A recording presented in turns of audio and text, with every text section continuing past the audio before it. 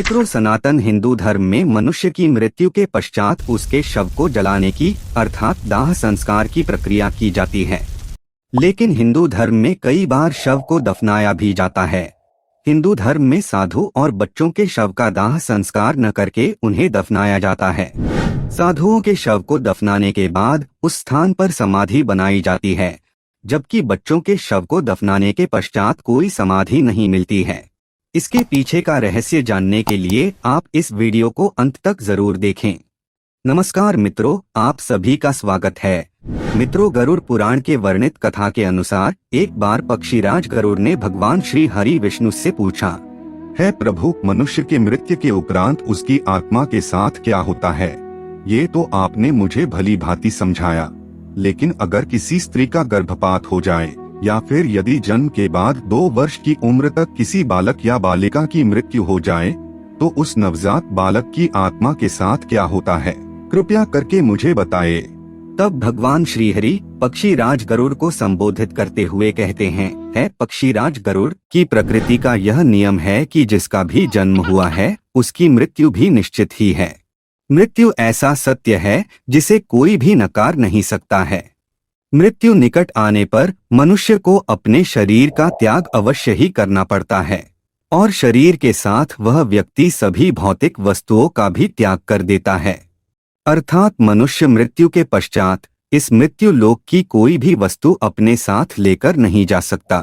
उसके साथ केवल उसके पाप और पुण्य ही जाते हैं, और ऐसे में जो आत्मा अमर है उसका कभी अंत नहीं होता है।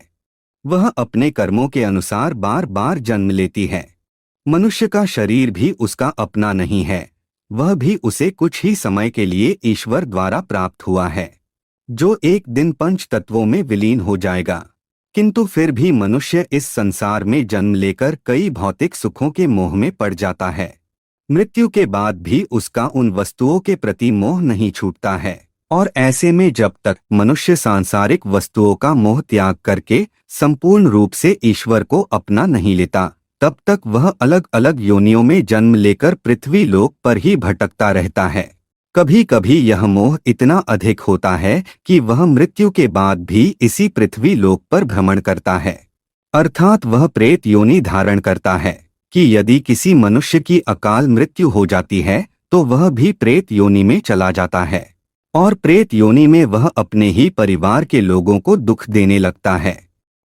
इसी प्रकार से साधु संतों में भी उनकी आत्मा को उनके नश्वर शरीर से कोई लगाव नहीं होता है, जिस कारण से उनके शव को भी दफनाकर उन पर समाधि बना दी जाती है।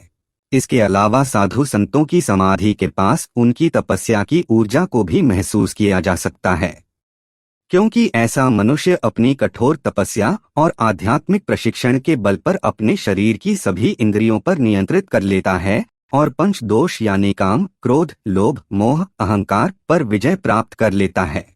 ऐसे में उस शरीर में उपस्थित आत्मा को उस शरीर से कोई लगाव नहीं रह जाता है, और जब ऐसे मनुष्य की मृत्यु हो जाती है तो वह बिना किसी बाधा अपने शरीर को त्याग करके परमधाम को चले जाते हैं।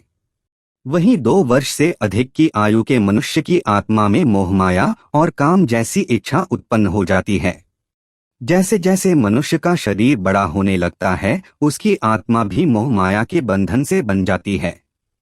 मृत्यु के बाद भी उसकी आत्मा उसके शरीर में प्रवेश की इच्छा रखती है, और ऐसे में जब किसी स्त्री का गर्भपात हो जाए या फिर यदि किसी बालक का जन्म के 2 वर्ष पूर्व ही मृत्यु हो जाए तो उसे जलाने के बजाय जमीन में गड्ढा खोदकर उसे दफना देना चाहिए, और इससे अधिक उम्र के मनुष्य की मृत्यु होने पर उन्हें जलाकर दाह संस्कार कर देना चाहिए। जब भी मनुष्य जन्म लेता है तो वह 2 वर्ष की उम्र तक दुनियादारी और इस संसार की मोह माया से परे रहता है। ऐसी स्थिति में उसके शरीर में विराजमान आत्मा को उस शरीर को मोह नहीं होता है। ऐसे में जब कोई 2 वर्ष से कम उम्र का बालक मृत्यु को प्राप्त होता है तो आसानी से उस शरीर का त्याग कर देता है और पुनः उस शरीर में प्रवेश करने की कोशिश भी नहीं करता है। जबकि मनुष्य जैसे जैसे बड़ा होते जाता है और मोह माया में बंधा जाता है, ठीक वैसे वैसे शरीर में मौजूद आत्मा को उस शरीर से मोह होने लगता है। और मृत्यु के बाद वे उस शरीर में तब तक दोबारा प्रवेश करने की कोशिश करते रहता है कि जब तक मृतक के शरीर को जला ना दिया जाए। बच्चे की आत्मा का पुनर्जन्म जल्दी हो, इसके लिए बच्चे के माता पिता को अपनी इच्छा के अनुसार दान करना चाहिए, क्योंकि बच्चों का पिंडदान नहीं किया जाता है और ना ही उनका मुंडन हो चुका होता है। इसलिए मृत बच्चों के माता पिता को अपने इच्छा के अनुसार दान धर्म अवश्य करना चाहिए। तो मित्रों, इस प्रकार से भगवान श्री हरि विष्णु ने पक्षीराज गरुड़ को समझाया।